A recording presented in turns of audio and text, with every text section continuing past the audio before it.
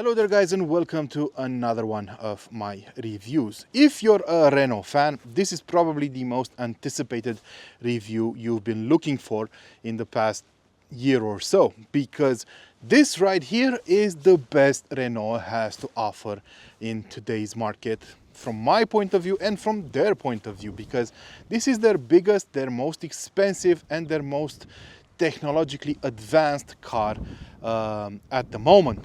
I'm talking, of course, about the Renault Rafale, which is a new entry in the range of the French car manufacturer, but it is also entering a new segment for it, at least for the time being, because the Rafale is basically their biggest car, and it is playing in the D segment alongside cars like the BMW X3, for example, or the Audi Q5 or the Mercedes-Benz GLC. Yes, it's that big, and it is, in my book at least, a worthy rival for those cars. And I'm going to explain why today, and I'm going to explain why this car, even though it might be a bit expensive, I'm not saying it's cheap, it's generally not what you've come to expect from Renault, and that price tag actually has an explanation behind it. So stick around, because we're going to talk about everything you need to know about the technical side of things, and I am going to mention from the get-go that this is the top of the range version. Namely, this is the plug-in hybrid 300 horsepower Rafale. We're going to talk about the energy consumption, the electric range I got out of it, how it compares to the official figures, and of course the fuel consumption once the battery is dead. We're going to talk about how much room it has inside, and so on and so forth. So plenty of info for you to stick around, and of course to subscribe from the get-go, because I think I have a lot of valuable info for you guys. So what is the Renault Rafale? As I said, it's a D-segment SUV. If you look at its roof profile, you might actually think this is a coupe model, and I think it's not far off from any other coupe SUV on the market today, and I think it looks absolutely brilliant. This is basically the first car that was designed completely from scratch by the new head of design at Renault, Mr. Gilles Vidal, and I think it looks absolutely brilliant, like most of Renault's products these days, because I think Renault is doing a great job in terms of design, and I think the same goes for Peugeot. And some of you might know why these two brands are very similar in terms of design. But up front, we have a very aggressive, very angular nose, and this car we're driving is on the top spec version, because the plug-in hybrid is only available with the top spec level of equipment. So the grille is hiding some blue highlights in the back, and we have these small Renault shields on it, and I think it looks absolutely brilliant. It's just the right amount of aggressive. It's not too much, it's not too little, just right. I love these daytime running lights over here on the sides. I like the shape of the headlamps. They are brilliant, and they do come with adaptive matrix LED technology, which absolutely works great at night. And I actually like this matte blue color on this car. I think it fits perfectly.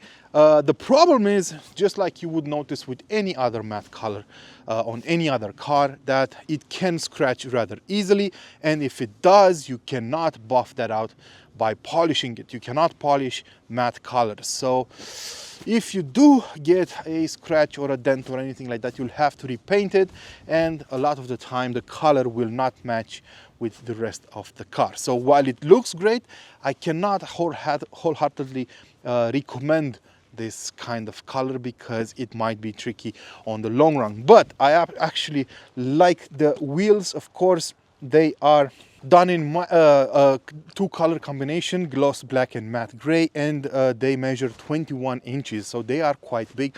I think they might be the biggest you can buy on a Renault today. I also like this Atelier Alpine badge over here on the front fender, which reminds you that this is a top spec car, and since this is an Atelier Alpine, every single detail on this car comes in gloss black. And over here on the B pillar, you might notice an extra badge which says 4Control, and that's because this car in the top spec version comes with 4Control, which is Renault's all-wheel steering system. Basically, the rear axle will steer alongside the front one, and you can actually feel that around town. We're going to talk about that when we drive the car. But in terms of size, this is just over 4.7 meters long, and the wheelbase is over 2 2.7 meters. So it's a quite a big car. Around the back, I also love the design of the tail lamps. They're crisp, clean, very detailed in the way they are shaped, and I actually love the way the word Rafale is written right under the new Renault logo. Of course, we don't have any tailpipes, but I think the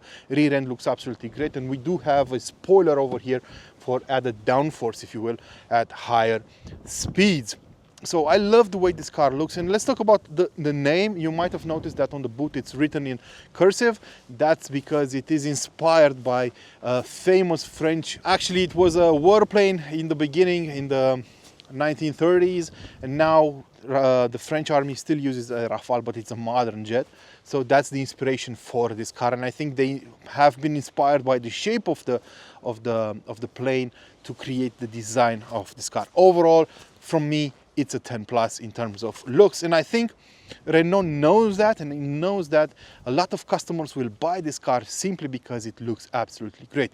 But there are some very important things you should know about the technical side of things as well. Yes, I did pop the hood to show you some of the internal tidbits of this car, but you should know that there's a very small part of the whole thing that's happening under the sheet metal over here that's actually visible. So if we're talking about the Rafale, you should probably know that you can only get it as a hybrid. Now the base version uses a 1.2 liter turbocharged 3-cylinder engine that is hooked up to a multimodal gearbox and a 2 kilowatt-hour battery to deliver in total a 200 horsepower rated maximum output. That is split between the 130 horsepower and 230 newton meters of torque the internal combustion engine delivers, alongside a 70 horsepower electric motor that actually powers the wheels. There's also an additional 25 horsepower electric starter generator and clutch included in the gearbox of this car that helps out around, but it doesn't deliver power to the wheels. Its only role is to mix and match the gearbox to the internal combustion engine and to start it up. I know it sounds complicated, but it's actually a very simple implementation. So in total you get 130 horsepower from the ICE engine and 70 horsepower from the electric motor. So 200 horsepower in total. That's the base version. You should probably also know that this ICE, the 1.2 liter ICE, uses a Miller cycle to be more efficient. They claim 41% efficiency. It uses a variable turbine and it uses a low pressure EGR, just to mention a couple of its highlights, right? And then you have this configuration. This is the plug-in hybrid with 300 horsepower. So you might think, well, all they did was add an electric motor on the rear axle and call it a day. Well, not exactly. In this version, the internal combustion engine has 150 horsepower, so a bump of 20 extra horsepower, and it uses a bigger turbocharger, but everything else remains roughly the same. Then there's the electric 70 horsepower motor on the front axle that you also get on this model, and then the additional electric motor inside the gearbox has 10 extra horsepower for a total of 35, and that is also used to kickstart the internal combustion engine. But on top of all of this, you also have a 136 horsepower and 250 newton meters of torque motor on the rear axle. And in between these two axles, you have a 22 kilowatt hour battery, as I already mentioned. So quite a different setup. In total, as I said, you can rely on 300 horsepower delivered between the two axles. But there's a very interesting way the car is being powered. Now, we've seen such setups on other car brands before. And normally, whenever the car drives in electric mode, it uses the electric motor on the rear axle alone. So they are rear-wheel drive. On this configuration, though, things are a bit different. So, for example, if you're driving around town and you are cruising at under 70 kilometers an hour, the car will use the front electric motor alone, so only 70 horsepower, right? If you go over 70 horsepower, the rear electric motor will kick in, right? So the car can actually go up to 135 kilometers an hour on electricity alone. But if it does that, it will use the electric motor on the rear axle. However, if you're in pure electric mode, there's a switch inside the car which allows you to switch between hybrid, electric, and e-save modes. But if you're in pure electric mode and you accelerate hard, both the electric motors will kick in. So if you're driving in electric mode alone, you can rely on up to 206 horsepower, which is pretty interesting. So this is the first time I've seen a car do this sort of combination between the two electric motors, and that's mainly thanks to the multimodal gearbox these cars have, both this version and the 200 horsepower version. You've probably heard about this gearbox. I've talked about it on a number of other videos as well. So this is a gearbox inspired by technology developed by Renault in Formula 1. It's called multimodal because it has a number of different modes it can run in. Basically, it has 4 gears for the ICE motor under the hood, and it has 2 gears for the electric motor when it uses it, right? So it has no clutch. It uses that electric motor inside it to actually rev match the ICE to the gearbox. So it's very simple in usage. It won't actually run out its clutch because it doesn't have any. So it should be very viable over the long term. That doesn't mean that this car has 6 gears. It means that it can combine the 2 gears for the electric motor with the 4 for the ICE to deliver up to 15 different driving modes, right? So it's a quite an interesting setup, and I've talked about it in the past as well. Now, no matter which version you go for, you will have a front McPherson setup, and in the back you will have a multi-link setup, and on some models you will also get 4 control and an additional electric motor on the rear axle, as I said. So very interesting from the technical side of things. So let's talk about how practical this car is, right? Let's open up the trunk. It's electrically operated because we are talking about a rather expensive car. So what kind of boot space are we getting? In this plug-in hybrid version, you have 539 liters of space. It is not exactly class leading, but that's not because of the battery, because as I said, that's hidden in the floor, but it is because we do have an electric motor over here on the rear axle. So that raises the boot floor a bit compared to the 200 horsepower version, which has 647 liters of space over here in the boot. So that's something you might want to keep in mind in case you are looking for a very practical car, right? We do have anchor points over here and on the other side as well, right? So we have a 12-volt socket, and the rear bench is a 40-20 split, as you would expect from a car in this segment. Let's hop in the back and check out the build quality, right? So we do have some rather cheap plastic over here on the top of the door card.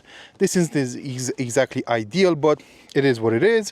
And over here we do have some synthetic leather, which can be found all around the car, and it actually feels really nice to the touch because this is a top spec version. We do have this stitching over here in the France national colors. Right, so we have a blue stitching over here, and the door cards, the door bins are done in a textile finish. They're not only plastic, and that's something I haven't seen on some premium cars, right? So this is actually this felt filling over here. This actually feels really nice. And these are the rear seats, right, done in Alcantara with fake leather, and I actually think they feel and they look really, really nice. Just check them out, right? And we do have one of the most complicated armrests in the business. I'm going to explain why once we get in. Access is rather easy, and even though I did say on the outside that there's no huge difference in the floor, it actually is. It feels a bit higher than on the normal version, and I feel like my knees are sitting a bit higher than on the normal Rafale. So I think I might have been wrong. The floor is a bit higher inside, right? And also we have it in this blue color, which looks nice, but I think in time might get a bit dirty, right? We have a very low hump over here, where a transmission tunnel will normally be, but this car doesn't have transmission going to the rear wheels. I don't know why it is over here, but this is what it looks like, right? So it's pretty good. Knee room is absolutely enough. This is my seat adjusted in my comfortable driving position. I'm 6 feet tall, and this is the amount of room I am left with. So 4 adults of my size would fit in this car, no issue whatsoever. Let's check out the headroom. The same goes for the headroom, even though this is a coupe model, right? And we do have this solar bay panoramic roof over here, which is actually electrochromic. Basically, the glass can become matte or clear depending on your choice, right? So you can actually block out the sun using some electrons inside this glass. I'm going to show you how it works in a moment. Right, so I was talking about the most complicated armrest in the business, right? Why am I saying that? These are just 2 cup holders, nothing special so far. But if you open it up, you will notice we have these here. What could these be? Well, as you probably might have guessed already, these are I don't know, holders for your phone for longer trips. You can slide your phone or your tablet over here, or unite these 2 holders, right? You can put it over here like this, so that only the rear right side passenger can see the screen, and the same goes for this side, right? Pretty nice. We also have 2 USB-C charging ports over here, plenty of storage room, and I absolutely love these phone holders in the back. So Renault did a good job on that front. We also have 2 air vents over here and 2 USB charging ports, additional charging ports over here. And this is the dashboard layout of the new Rafale. Let's hop in the front and talk about what awaits over there. First and foremost, you will notice that the door cards have better build quality in the front, right? So this is a soft touch plastic over here, right? This is still fake leather, and the same goes for over here, but it actually looks and feels a bit better. We do have the Harman Kardon sound system on this car, which actually sounds pretty good, and the buttons for a number of functions of the car. And of course, the door storage area is also wrapped in felt, right? We have the Alpine door thread, right? And the Alpine seats, right? They actually feel very nice to the touch. They are comfortable, and they offer a lot of side support. We do have a massaging function, and they are adjustable in every single way electronically. And this is the Alpine logo over here, and it actually glows in the night in different colors. I know you cannot see it right now, but I'm going to try to shoot it at night to show you just what it looks like. And we also have this blue interior over here, and you can actually notice how the footwell actually goes up towards the back to accommodate the battery in the floor. Now, this is a very important area, by the way, because we do have this My Safety Personal button over here, which allows you to turn off, to configure a safety profile for the ADAS on board, right? Those are the assistive driving aids and so on. So this allows you to adjust that to your preference, and you can just press on it and you can activate your preferred driving mode. Basically, this allows you to turn off the annoying driving assist speed limit warning, right? And this allows you to open the gas cap whenever you want to refuel, because it has to eliminate all the gas vapors in order to avoid the risk of a fire, right? This is where you activate the automated high beam, and the steering wheel is going to be quite familiar if you've driven a Renault in the past 3 or 4 years, right? We do have a digital instrument cluster, which looks absolutely brilliant, and I love its graphics. Let's turn the car on to show you what I mean. So you can choose between different ways of showing the info. It's very fluid in its operation, and it does have a couple of different perspectives, right? And it can actually show you your Google Maps. So it's pretty good in my book. It has all the info you could probably need. This is where it actually shows you the driving situation around you, the lane you're on, and so on. And as you probably already know, we have a huge screen, vertically oriented screen over here with Android running in the background. You can actually install a number of apps directly on board the car because it has a SIM on board, and everything works great. I think it's one of the best infotainment systems in the business right now. You also get Android Auto wirelessly, which is something I haven't seen on cars like Volvos, for example. And of course you have this menu for the car settings. You can configure a number of things from driving modes to everything. I'm not going to go into detail, and I actually love the fact that we have physical buttons for the climate control features, right? So that's pretty nice. Plenty of storage room over here, 2 charging ports, and this is a key holder for this Renault. Let me just show you what I mean. This actually holds the key for the car, right? As you can see, because actually Renault is falling behind in its key game. You can actually use an app for controlling the car, but I think the key, they should update it. It's getting a bit long in the tooth, right? So the same design we've seen on a number of cars, but at least we have a holder for it, right? 2 cup holders over here. And this is the button I was talking about. This is the EV mode button, right? So when you press on it, the car switches between hybrid, electric and e-safe driving modes, right? Quite interesting how they adapted this button over here. And we do have the sliding armrest with a wireless charger over here, some more storage space, and over here yet some more storage space, as well as some more storage space over here. And we still have the stone. This is basically graphite, right? It's basically stone for your trim in front of the passenger. Some people have said, oh, but what if you hit your head? You wouldn't hit your head because you have an airbag and you have your seat belt on, so no issues in that regard. When you're going to configure a Renault Rafale, you might want to consider the equipment level or the equipment line you go for, because the plug-in hybrid version comes in only 2 trim levels, and they are both very well equipped. So we're talking about the Esprit Alpine, which starts around 48,000 euros depending on the market you're in. And we're talking about the Atelier Alpine, which is the version we're driving today. Now, the Atelier is a bit more expensive. In general, from what I could notice, about 5,000 euros extra, depending on the market, right? But the main reason you should consider these options is not namely because of the price tag, but most importantly, because of the equipment they actually come with. Because on the surface, they actually look roughly the same. They have the roughly similar interiors, right? With the same seats, with the same trim levels, with the same screens.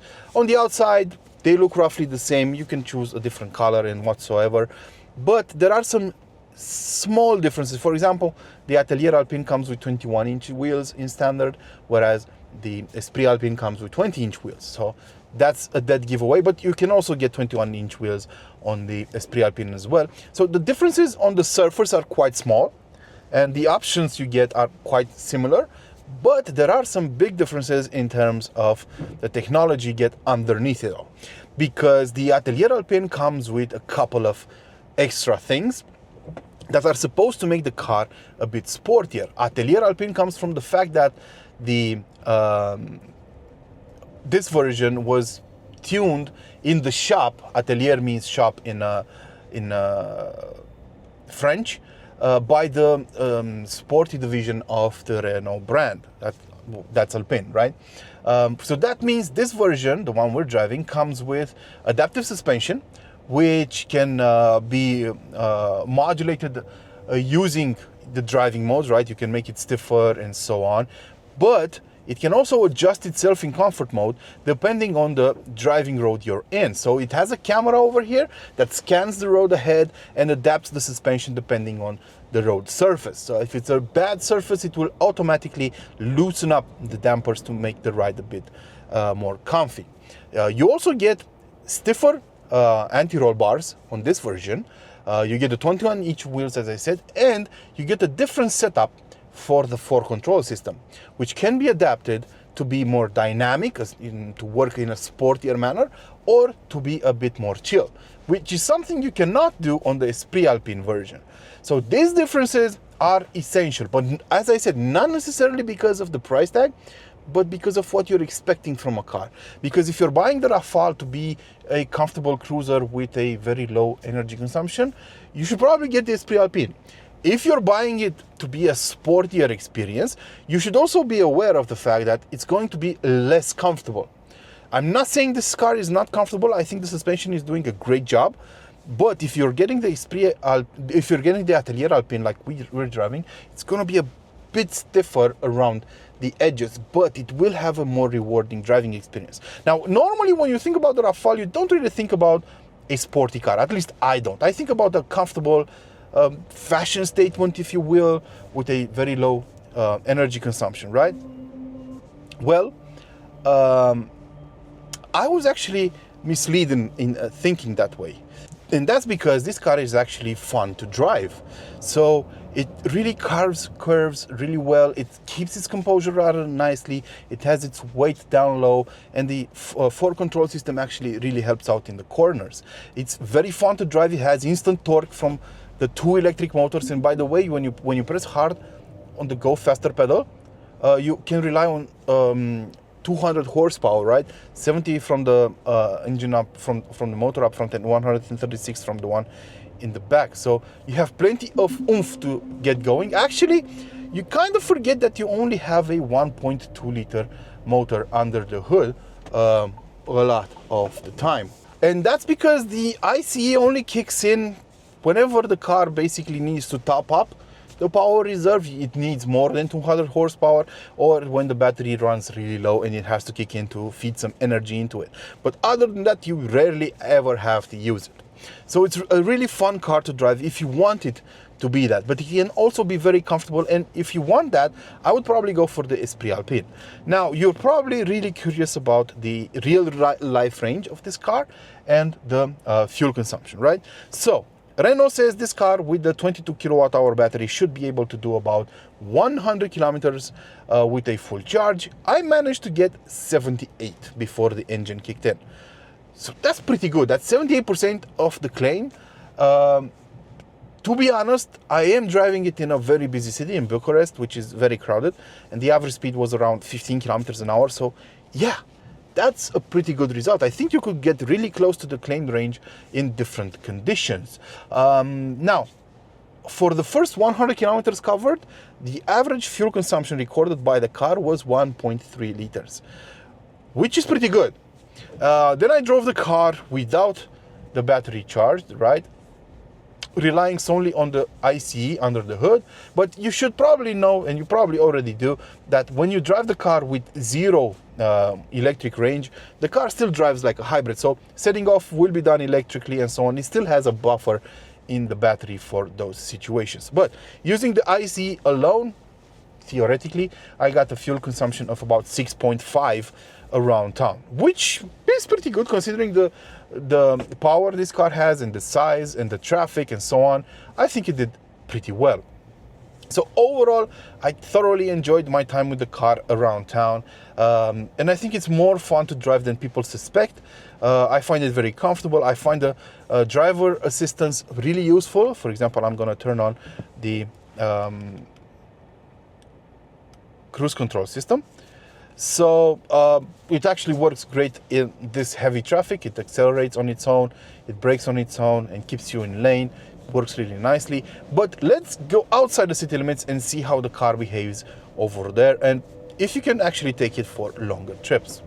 One of the worries of a lot of people, I'm absolutely sure about it, is the way the Rafale handles highway speeds, right? So we're on the highway right now. We're doing the speed limit 130 kilometers an hour. We have to talk about the way this car works on the highway. And it does so just like it does, just like any other plug-in hybrid does, right? So if you leave your home with a full battery, you would probably be able to rely on it for like 50, 60 kilometers before the car runs out of energy from that battery, considering we're going at highway speeds. And as I mentioned, the Rafale can do up to 135 kilometers an hour on the highway, relying on electricity alone, right?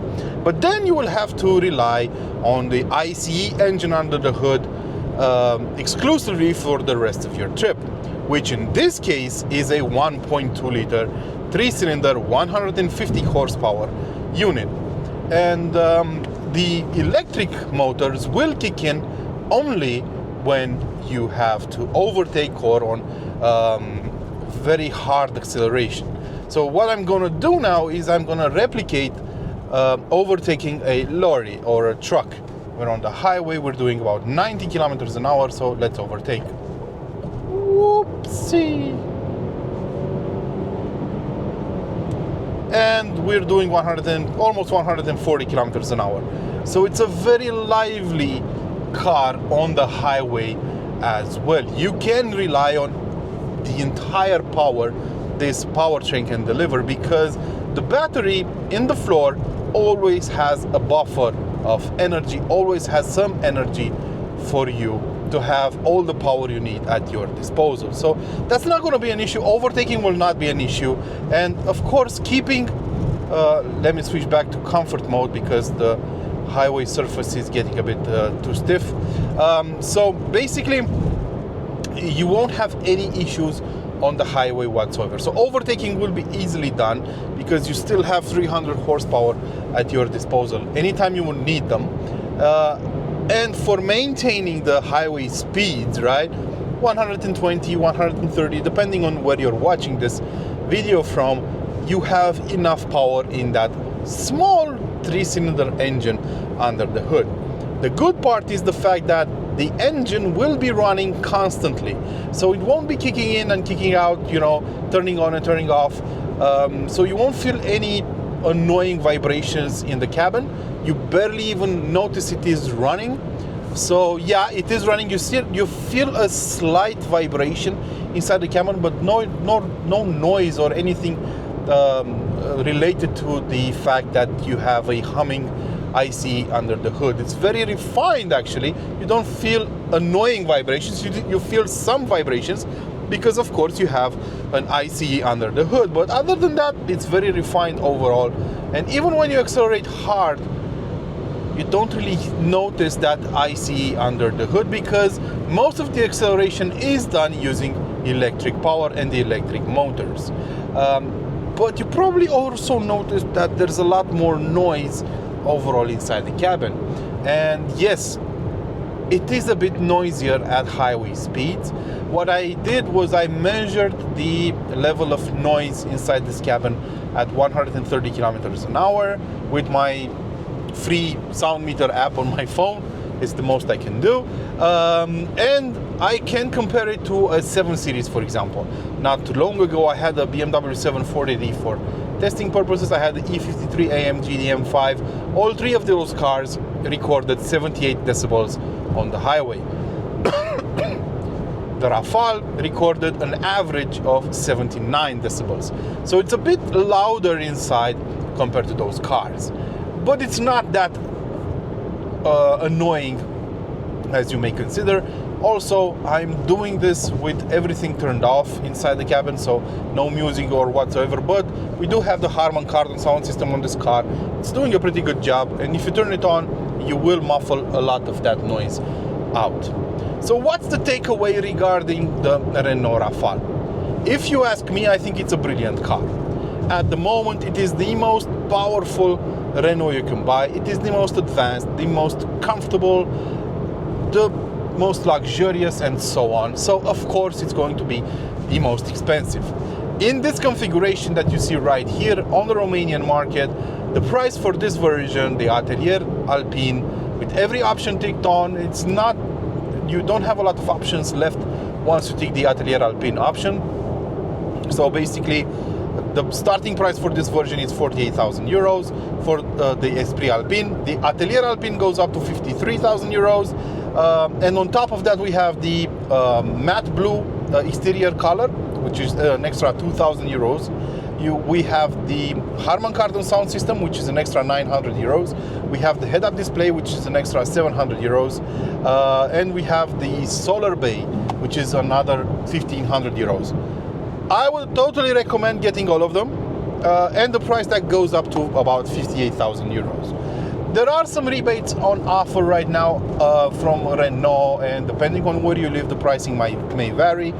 But I think overall, for what you get, I think this is a very good price. I know some people won't be able to get over the fact that the 3-cylinder Renault is asking for 58,000 euros, but you need to take into consideration the whole picture, and the whole picture definitely speaks in favor of the car. But I am quite curious to see what you guys think about it. Let me know in the comment section below. And until next time, of course, don't forget to feed your passions. Ciao.